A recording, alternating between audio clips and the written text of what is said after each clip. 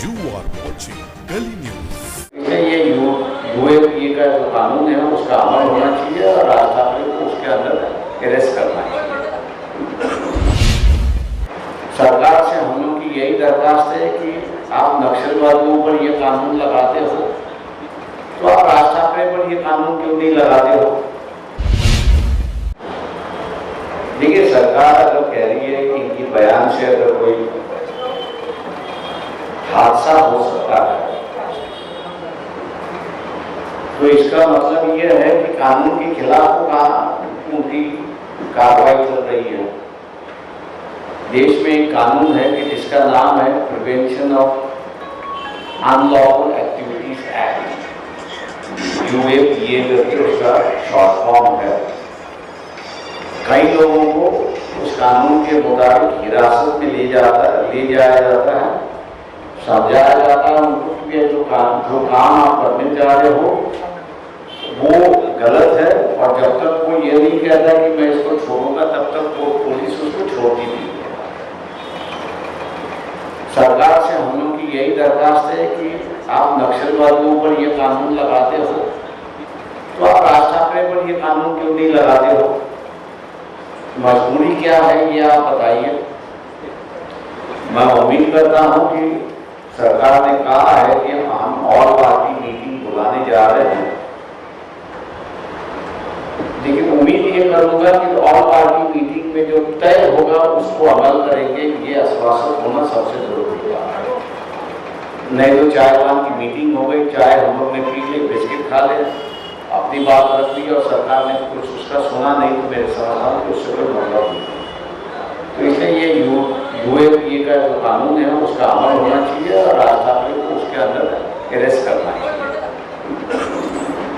दूसरा सवाल ये कि क्या लगता है आपको आने वाला एमसी चुनाव को लेकर तमाम सियासी जो राजनीति है ये चल रही है। देखिए, सियासी राजनीति मेरे ख्याल से लोकसभा के 2.5 साल के बाद है, ऐसा मैं मान के चलता हूँ। मुंबई कारपोरेशन की चुनाव है, ये बात सही है।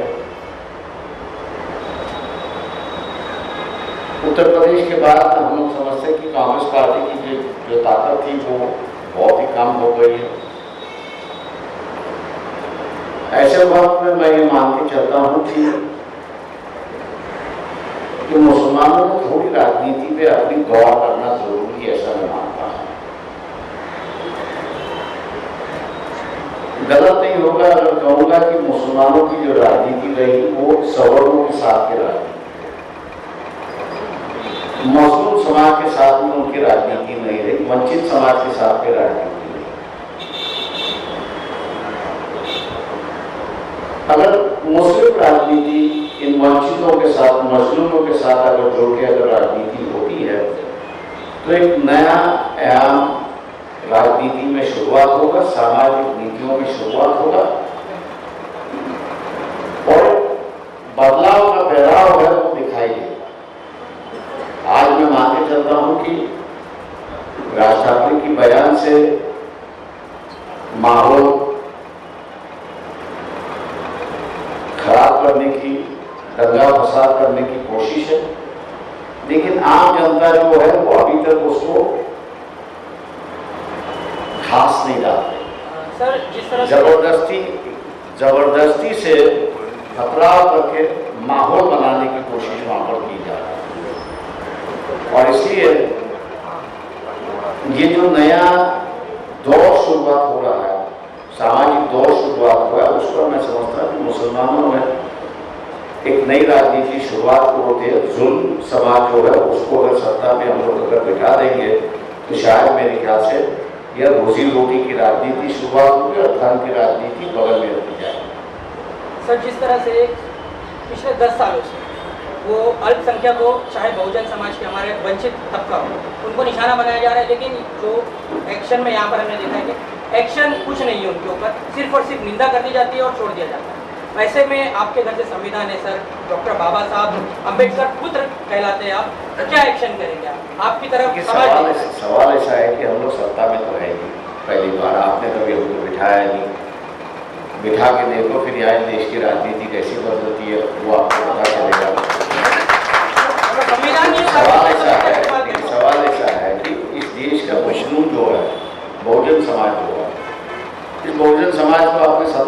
उठाया 1990 में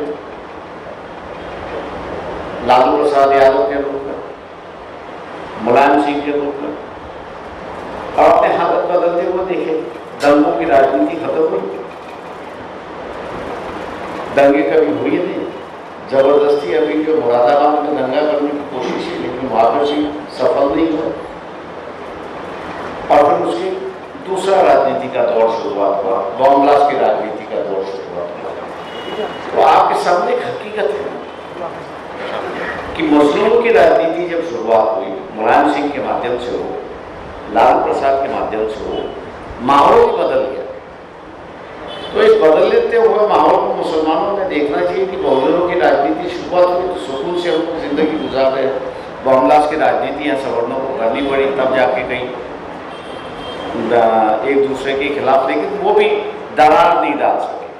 मेरे ख्याल से इस बात को मेरे ख्याल से मुसलमान अगर अच्छे ढंग से समझे, सोचे और चले, तो मेरे ख्याल से ये जो डर की राजनीति, भय की राजनीति, धर्म की राजनीति का जो माहौल बनाया जा रहा है, उसको मेरे ख्याल से रोकने की कोशिश की जा सकती है, बदलाव की राजनीति कर सकती है। मेरा सवाल आपसे है, अगर राज ठाकरे पर कार्रवाई नहीं होती है तो क्या वंचित आघाड़ी रास्ते पर उतरेगी? ये सवाल रास्ते पर उतरने का नहीं है। सवाल ये है कि राज ठाकरे की जो नीति है उसको हम लोग अमल कैसे ना होने दें। उसने जो अस्त्र निकाला है, उस अस्त्र में से बारूद हम लोग कैसे निकाले और उसको कैसे निकम्मा करें, ये मैं समझता हूँ कि उसकी सबसे बड़ी हम लोग की जिम्मेदारी, क्योंकि यही तरीका होता है लड़ने का, और यही तरीका होता है जो भड़काऊ दिमाग से लोगों को भड़काना चाहते हैं, उसका एक बार अगर डिफीट हुआ, जैसे मैं कहता हूं कि ये 40 साल पहले बाला साहब ठाकरे ने भी ढोंगे की राजनीति जो है उसकी शुरुआत की थी। उनको भी बताया गया था कि सुप्रीम कोर्ट ने इसको परमिशन दी है, सरकार कुछ कर नहीं सकती है। कितनी बड़ी आवाज़ होनी चाहिए उस पर भी सुप्रीम कोर्ट ने अपना बयान दिया हुआ है, अपना जजमेंट दिया हुआ है। उस दोनों जजमेंट के मुताबिक बनकर लोगों को लाउड स्पीकर लगाने की परमिशन पुलिस के माध्यम से मिलती है, तो उसको आप निकाल नहीं सकते। ये मैं कहता हूँ कि दोबारा लोगों को जो है वो समझाने की बात है, और जो सुप्रीम कोर्ट का निर्णय है उसको बदला नहीं जा सकता। वो निर्णय ही रहता है और सभी को उसको अमल करना होगा। तो मैं समझता हूँ कि रास्ते पर उतार कर तेल छिड़कने का काम नहीं होना चाहिए, इसको डिफ्यूज करने का काम होना चाहिए, तब जाके मेरे ख्याल से हम लोग यहाँ सफल होंगे। सर एक सवाल, बारूद को निकालना है तो क्या आप गांधीगिरी का रास्ता अपनाएंगे? देखिए, रास्ता क्या होगा ये तो पब्लिकली नहीं बता सकते ना।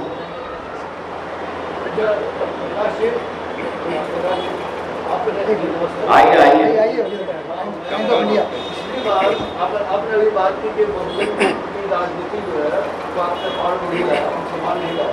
पिछली बार आप जो एक मुस्लिम ऐसे ऑर्गेनाइजेशन से थे जो दावा करती है हिंदुस्तान में, जो मुसलमानों के रिप्रेजेंटेटिव है, 2019 में आपने इलेक्शन भी लड़ा, औरंगाबाद जिताया भी एक कैंडिडेट को। अब उसके बाद आपने जो बदल दिया, आप जो मुस्लिम पार्टी के साथ आ रहे हैं, तो क्या आखिर क्या मामला है? मामला आप जानते हो, सोशल मीडिया पे आप ही लिखते हो, आप ही हमको समझाते हो, उसका जवाब हम क्या दें? जो आपने जवाब दिया वही हमारा जवाब है। आखिर क्या हुआ फिर मामला, उनसे क्या मामला हुआ? क्या कुछ मामला नहीं है। आने वाले वक्त में उनके साथ अलायंस हो सकता है। बगल में एक बैठा हुआ तो दूसरे के साथ तो नहीं शादी कर सकते। Sir, I have a very specific question for you, sir. Just a minute. एक सवाल मेरा ये है कि देश के सामने सबसे बड़ा सवाल आज ये है कि भारत बुलडोजर से चलेगा या बाबा साहब के संविधान से चलेगा? इस बात का जो है मैंने जैसे कहा, संविधान पे अगर चलना है तो आप लोगों को इस बात को देखना है कि जो राजनीति में बैठा है उसकी सोच वही है। देखिए, अभी जो आरएसएस की सरकार बनी है, बीजेपी की सरकार बनी है, इन्होंने कभी संविधान माना ही नहीं। इन्होंने कहा कि नहीं, हम नया संविधान लाएंगे, संविधान को मानते नहीं है। तो ये कहीं ना कहीं तो भी विचारों के टकराव की बात है। जो संविधान यहाँ सभी धर्म के अधिकारी को या सबके धर्म के लोगों को बराबर का अधिकार देते, इसी कंसेप्ट को उनकी मान्यता नहीं। यहाँ का जो गरीब तबका है वो वोट करे, यही उनको मान्यता नहीं। शिक्षा के दरवाजे सबको खुले हैं, यही उनको मान्यता नहीं। सभी बराबर है, इस कंसेप्ट को ही मान्यता नहीं है। तो ये मैं समझता हूँ कि विचारों की लड़ाई शुरुआत हो चुकी है। अब देखना है इसमें कि जीतता कौन है। और इसलिए राजनीति हम लोग किन के साथ बैठ के करें, ये मेरे ख्याल से सबसे बड़ा सवाल उठा है, ऐसा मैं मानता हूँ। सर, ये क्वेश्चन पूछूं सर, आज हम देख रहे हैं देश में कि सारी सियासी पार्टियां, जो पॉलिटिकल पार्टी मुसलमानों से दूरी बना रही है, फासला बना रही है। क्या मैं देख रहा हूँ और हमारे पत्रकार साथी हम देख रहे हैं कि बादल साहब, प्रकाश अम्बेडकर साहब मुसलमानों के यहाँ फंक्शन में आ रहे हैं, उनसे करीब हो रहे हैं। ये दलित मुस्लिम, ये भीम शक्ति, ऐसी क्या बात है? इस पर रोशनी डालेंगे आप? देखिए, सवाल ऐसा है कि हम लोग मजलूमों के साथ, मतलब ओबीसी के सवाल है, ओबीसी के सवाल को भी हम लेके लड़ते हैं, आदिवासी के सवाल को भी हम लोग लेके लेते हैं। आज मुस्लिम टारगेट हो चुका है, तो मुसलमानों के साथ में बैठ के हम लोग लड़ रहे हैं। हम लोग की कोशिश चल रही है कि ये जो मुस्लिम समाज जो है, चाहे किसी धर्म का हो, वो जब तक इकट्ठा नहीं होता तब तक ये संविधान बचाया नहीं जा सकता। ये संविधान बचाना मैं समझता हूँ कि हम लोग की सबसे बड़ी जिम्मेदारी है। और उसी जिम्मेदारी को देखते हुए किन किन लोगों को साथ में लेके हम लोग ये संविधान बचा सकते हो, तो उन सभी को साथ हम लोग लेके बैठने की कोशिश हम लोग चाहते। सर, एक सवाल। लेकिन सर, ये मुस्लिम कौन आखिर इकट्ठा होगा, किस पे भरोसा करें? जैसे कि आपने अभी कहा, जब तक इकट्ठा नहीं होगा, जिन सेक्युलर पार्टियों पर भरोसा किया सभी ने, मैंने आपसे क्या कहा कि आप पहले सवर्णों की राजनीति के साथ, वो भी सेक्युलर था, नहीं ऐसा नहीं किया, लेकिन 90 में बदलाव की राजनीति आई। आप जो है बहुजनों के साथ है। बहुजनों के साथ में जाने से एक फायदा जो हुआ, जो मुझे पूरी तरह से दिखाई देता है, कि दंगों की राजनीति खत्म। अब ये जो बदलाव है, शायद अगर वो आगे चलता है तो और बदलाव होता, वहीं रुक गया।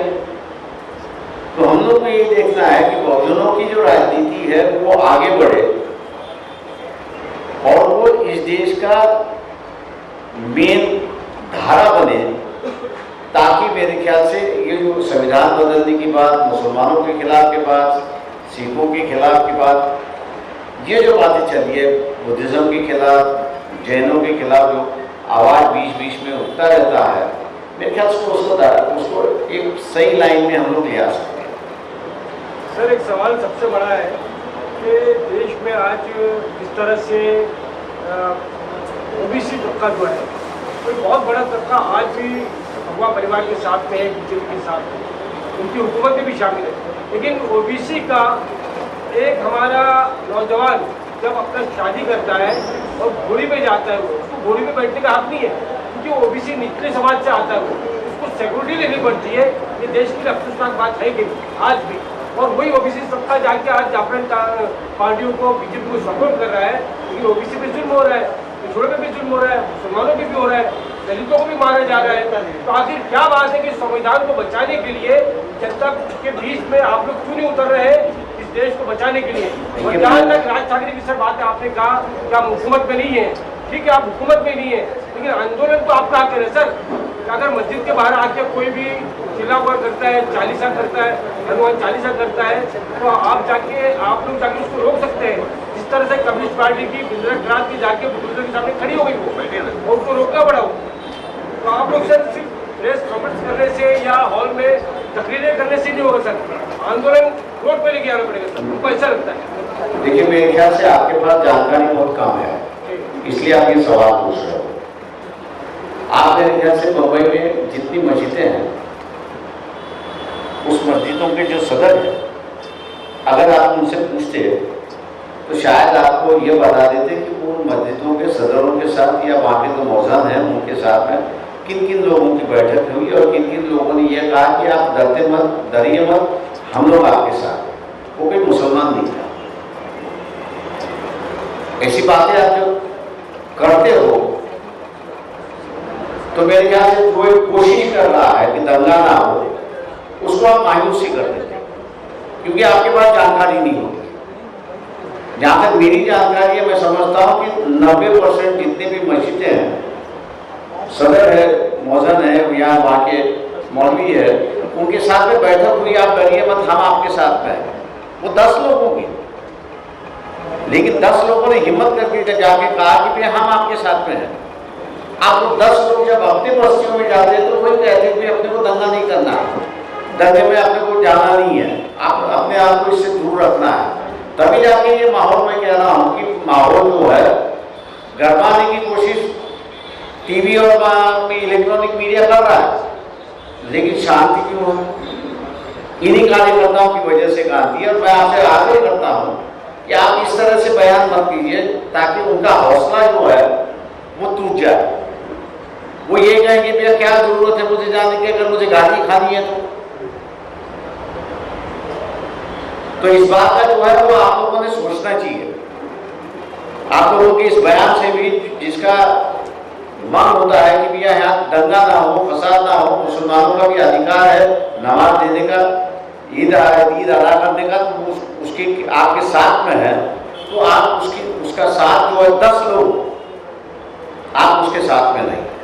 मैंने इसलिए पहले कहा कि आपकी राजनीति जो है वो सवर्णों के साथ में राजनीति नहीं, और सवर्ण जो है वो ओबीसी को आज भी सता रहा है। आपकी राजनीति की वजह से आज ओबीसी का आरक्षण खतरे में आ चुका है। तब भी उनके साथ में सर सवाल ये नहीं है, आपकी राजनीति जो है वो ये है, वो आप आपकी शक्ल दीजिए। आप किसको सत्ता में बताया कि जिस ओबीसी को जुल्म हो रहा है और जो हिंदू उस पर जुल्म कर रहा है उसको आप सत्ता पे बिठा दे, तो आप वैसे आप उसके भी दुश्मन हो गए।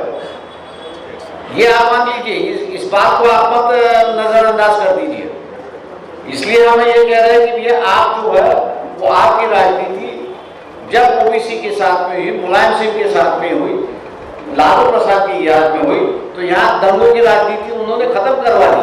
सर कहने का मतलब सर वो ये कह रहे हैं कि यूज जो होता है, खासतौर से ओबीसी तबके का यूज होता है दंगों में। कुछ सुजात अम्बेडकर जी ने भी ये बयान दिया है कि हम राज ठाकरे साहब को कहेंगे आप बेशक जाके हनुमान चालीसा बजाइए, लेकिन वहाँ पर बजाने वाला लड़का होना चाहिए अमित ठाकरे, हमारे समाज का कोई नहीं होगा। उन्होंने एक बड़ी मजलिस में ये बात कही थी, उसी के कंक्लूजन में ये सवाल ऐसा है कि आज देखिए कि राज ठाकरे की कोशिश चल रही है, लेकिन कई सफल है। आप लोग इस बात को मानते क्यों नहीं हो? 15 दिन से वो कोशिश कर रहा है, 15 दिन के बाद उसको सफलता नहीं मिली है, तो आप मान लीजिए ना कि यहाँ पर भी लोग जो है वो शांति चाह रहे हैं। इस बात को क्यों नहीं आप स्वीकार रहे हो? आप क्यों बार बार उसको रगड़ते बैठ रहे हो? एक आखिरी सवाल, क्या आने वाले बीएमसी चुनाव के अंदर आप दोनों मिलकर कितनी सीटें लड़ेंगे मुंबई के अंदर, और अलायंस के अंदर क्या बात है? हमें अलायंस तो हमारा हो गया है, आगे इलेक्शन चल चुका है, होगा या नहीं होगा इसकी कोई गारंटी नहीं। जहाँ तक मुझे पूछोगे तो मुझे गारंटी नहीं कि इलेक्शन होगा।